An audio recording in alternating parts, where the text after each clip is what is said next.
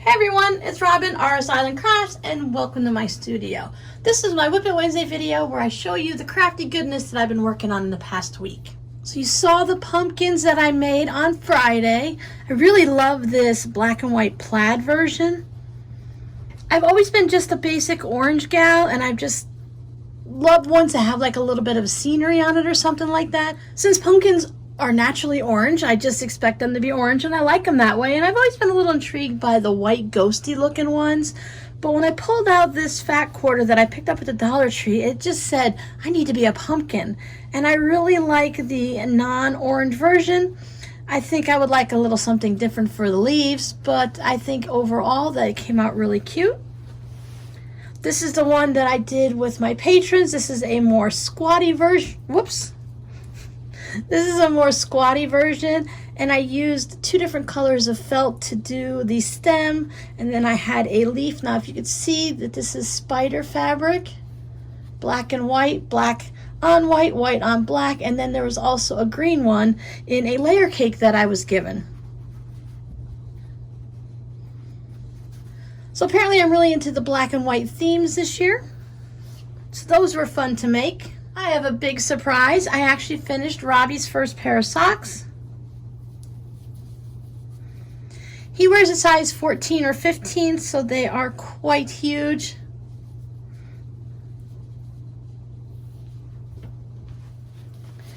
So the yarn I use, for anyone who else that's knits and might be interested, is the Peyton's Croy socks. I used 2 of the balls of Singin' the Blues stripes.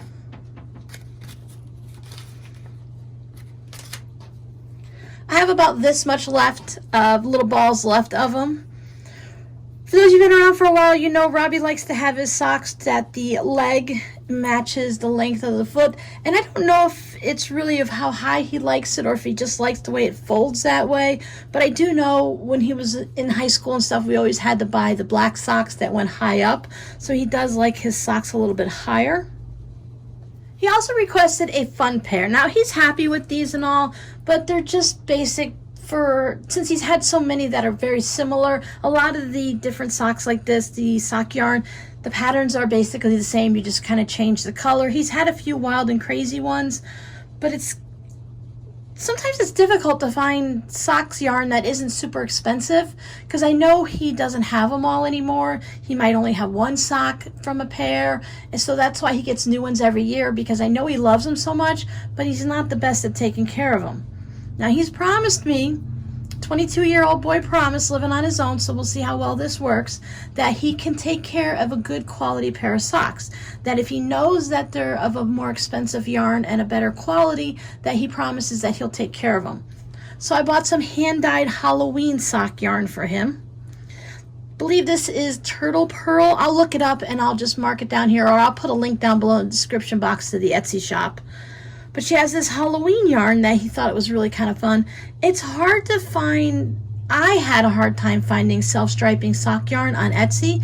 I just looked up self-striking sock yarn, and the options weren't all that great. And a lot of times they just show you the skein of yarn and they don't show you how it knits up. And I would really like to see the design and how it looks, because while he's not picky, we call him particular. You know, he knows what he likes and he likes what he likes, and he doesn't want what he doesn't like. And that's perfectly understandable in my book. It makes a lot of sense, but it does make it a little bit harder sometimes to buy things. But this is the way the yarn looks. And this is how it's knitting up. So I think that's going to be really fun. It has a lot of black like he likes. So what I'm seeing so far, I don't remember they have a picture on the Etsy shop of what it looks like. They have an example, which is really great because they have the tube sock knitting machines, so it's really easy to just crank up a little bit of a small bit of a sock, just a little tube, to see what it looks like. And then since you own the shop, you can always undo it and then keep the yarn yourself, so it's not like a waste or anything like that. So from what I remember, it just does this. You know, it has, because you can see where I started with green toe, because that's just where the yarn was. You got an orange stripe, big black, green, purple, green, big black, and it should be going into, yep, see, I'm coming up to the orange. You can see it on this side. So I'm just going to do the orange stripe, and it'll go back like that, and it'll repeat. I did have an issue where I dropped a stitch on one of these socks right along here. So I had to take the entire sock out. And then when I started them, they're not exactly the same. So while this sock, I was doing them on one set of needles, so I was doing 2 at a time because I only had 3 needles and 2 of them were on these socks, so I wanted to start right away, so I had them both on the same one. But I've noticed as I was knitting them and I was doing them on the same needle that one sock would start the green and have an entire round going, or maybe even 2 before the next one got in, because it's just a little bit hard to start it. And I didn't want to go up to the black. I literally like the fact that it started with the green, and he's not going to care. He is not that particular, that he's not going to notice that it's off by just one little round of stripes. You could see how the green started on this one before the green started on that one. Perfectly fine. Plus they're going to be in your shoes or something like that. He likes to wear slides and he'll just wear them around the house and everything, so he'll be happy. And I've brought back out my turtle bag for his socks. Now the rest of my crafty time this week, I worked on some more of these vinyl zipper pouches. Great suggestion by one of you guys to add the little zipper tape, the zipper tab here, so that I was worried with the zipper going around the corner, it made it poofy, and I just didn't like the way that looked, and someone suggested, well, just put a zipper tab on it. And I'm like, you know, those things where you think so hard that it's the simple solution that you forget. Now, before I show you all of these, I have already had 2 of these that were a custom order for the cardinal fabric. So they look just like this without the zipper tabs. And on the back, it has the cardinal fabric. So you're not going to see 2 of those. So this week, I've made 10 of these pouches. Once you get it all cut out, it took me the day. I got everything all cut out one day, and then I started sewing everything together the next day. So I made the actual pouch and got things quilted, and then on day 3, I sewed everything together. Now, cutting it out wasn't a full day. I did that in the afternoon on Friday, and then Saturday I made the whole configuration. It did take me a little bit to try to figure out exactly the tabs. Not like it's difficult, but I had to decide how much of the tab I wanted to show.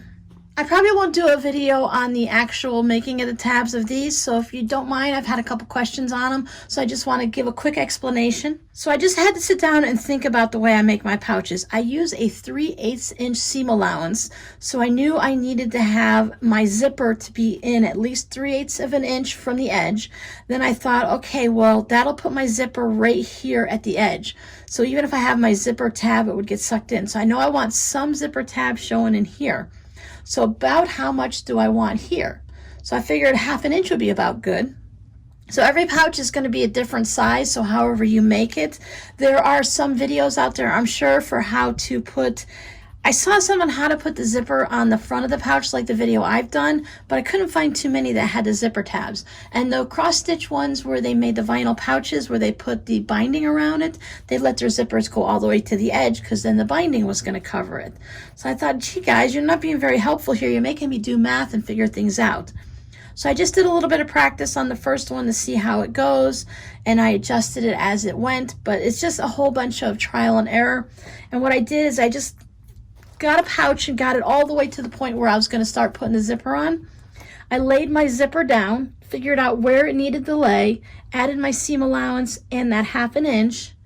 So I think I ended up doing like 1 1/8 or something strange like that. I had some weird numbers. I took a whole bunch of notes that if I were to show you my notes, I don't think you'd quite understand them because they're in Robin speak, so it's a lot of chicken scratch and a lot of just strange notations. And if I gave you my notes, it really wouldn't work because I only did it based on these zippers. So if I have a different zipper, I'm going to have to do the process all over again myself.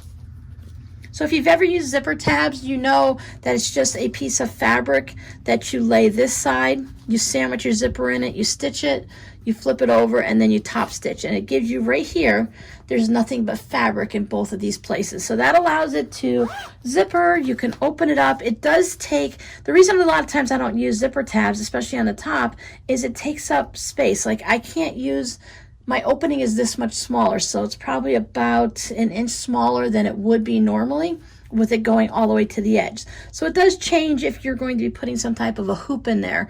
But if you're just using this for some little project, or you're using it for knitting or crochet or something, or even just your notions or whatever, then it's going to be perfectly fine.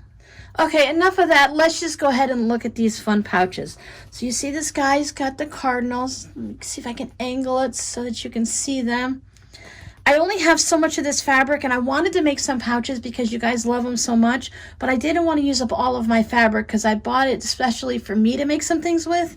So I just used it on the inside of the pouches because that's the part you're really going to see the most. And while I did it on the back of the other pouches, which made them look amazing, I used something different on the back of these pouches. So this one's got the buffalo plaid, I believe it's called, when it's got the big red and black checks. I stuck with the red outside because I love that look with the cardinal. I put my little tassels on. So here's number 2. Sometimes the zipper comes from the left, sometimes it comes from the right. I did use the cardinal fabric with the birch trees on the inside because that allowed me to use up small bits of scraps because directional doesn't really matter. For this, I had to make sure I would have to do fussy cuts. So I took my pouch and I laid it out the window so I could see, okay, where can I cut it? So sometimes I have just the one bird. Sometimes I was able to get 2. And then this one, I was able to get the same 2. So this one has the buffalo. So there's 2 of those, and then this one has a green.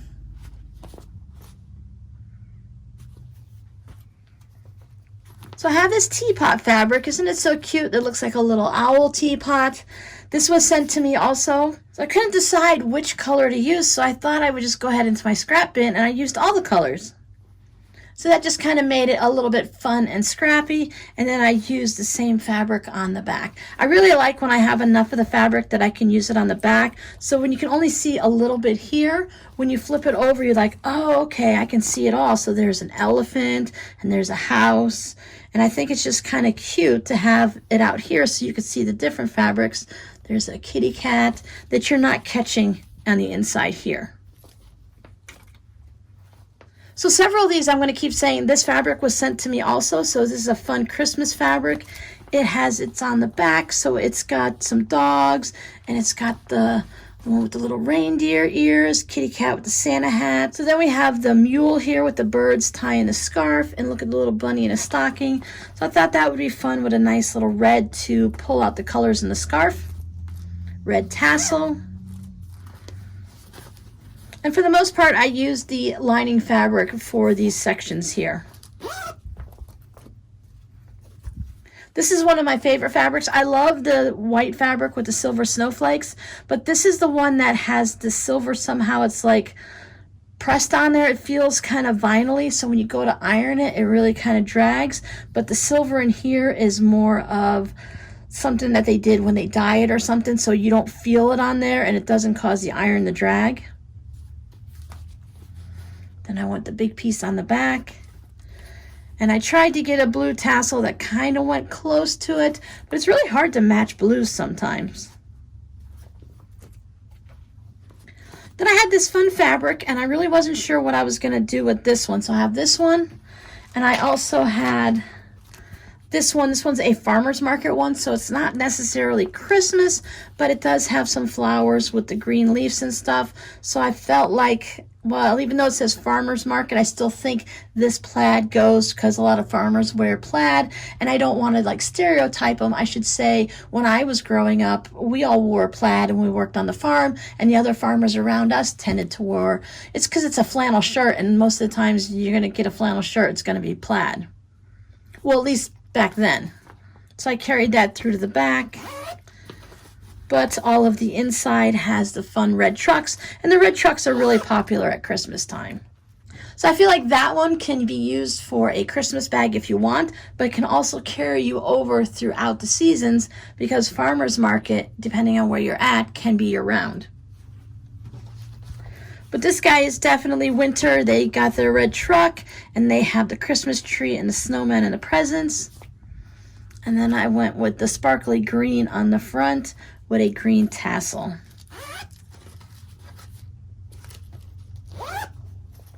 So all of these, by the time you see this video, will be listed in the shop. I've been seeing a lot on the news lately suggesting that you do your holiday shopping ahead of time. There are certain things that are either taking longer to ship or things that are just taking long to get to you. Things that have like computer chips in it and stuff like that. I've seen it's a little bit of a wait for video games, video game consoles, things like cell phones and different things. Anything that has basically a computer chip. Now, isn't that pretty much everything? I can think of numerous things, even including our sewing machines that have computer chips.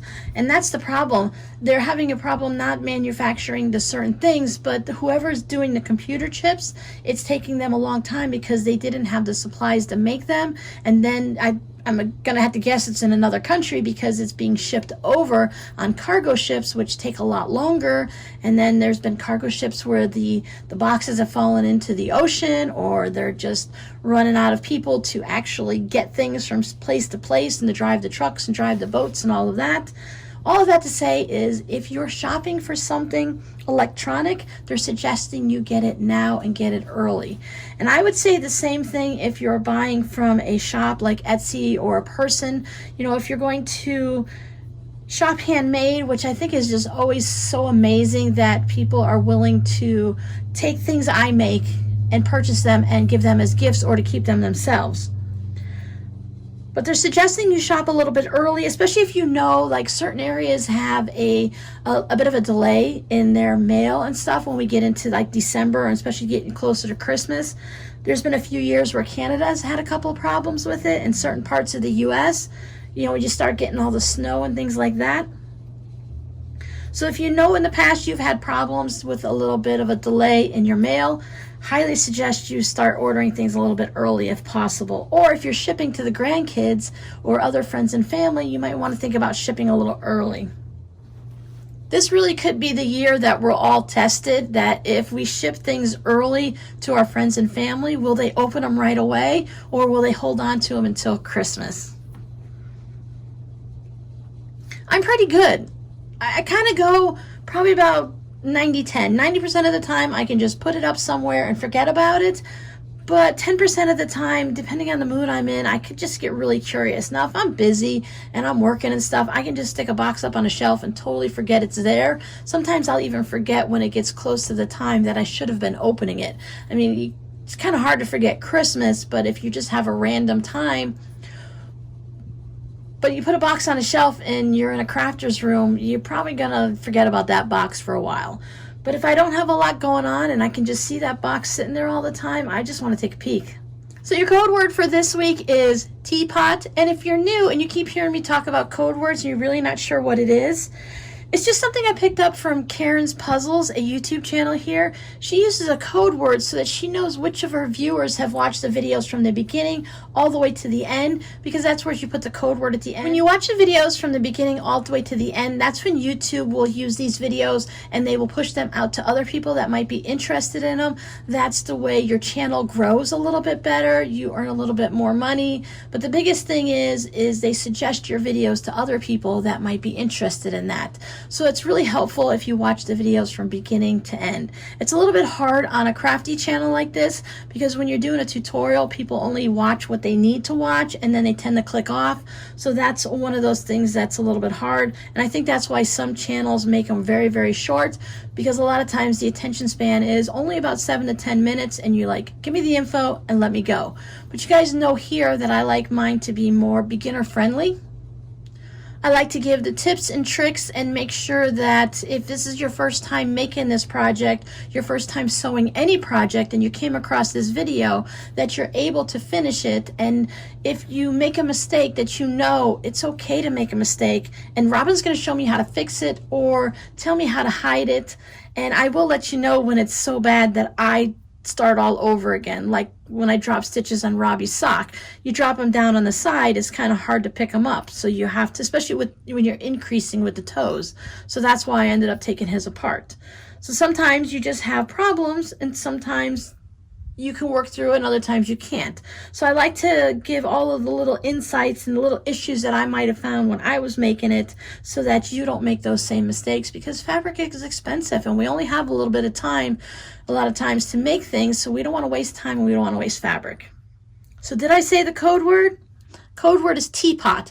Now why I do it is not only to see if people who've watched it from beginning to end, is randomly I like to go through the comments. I love, first of all, seeing how you guys use them. Most of the time I record my videos a few days ahead of time, if not a week or two ahead of time. So by the time I'm reading your comments on a video that's gone live, I've forgotten what the code word is. So it's kind of fun for me to try to figure it out by seeing who's leaving the same words, because sometimes you can leave the same words and not realize it's a code word. But it's fun to see how you put it into a sentence. Sometimes it's fine, just write the word teapot and you're all set to go. You don't have to put it in a sentence, but sometimes it's fun to see when people are very creative and how they do it. But I also will go through periodically and choose some comments randomly, and I will leave a comment underneath your comment asking for your mailing address, and I'll just send you either one of my scrappy cards in a little clear envelope so you can mail it out to a friend, or one of my fabric postcards. The trick is for you guys to realize that I've left a comment on your comment. YouTube will notify you and put it underneath your little bell here on YouTube. So if you click on that, you can see like all the videos that you're following, and it'll also tell you when anyone leaves a comment on your comment. So even if I don't do it and another person says something to yours, like if you asked a question and they answer it, or if they say something's their favorite and they say the same thing, you know, like I love that too. So you'll get a response from that. Like I said, the trick is getting you guys to see that and sending me your mailing address. Long-winded explanation for why I give you a code word. So for those of you who have made it all the way to the end, thank you so much for following me. Thank you so much for subscribing, watching my videos, hitting the like button, and leaving such wonderful comments. So remember, we have a live stream on Friday, October 15th at 3 p.m. Eastern Time. I haven't figured out, as always, I say this every week, I haven't figured out what we're doing this week. I'll get through the Whip It Wednesday video and then I will pick something. So that's it. Thanks for hanging out with me, and I'll see you guys in the next video. Bye!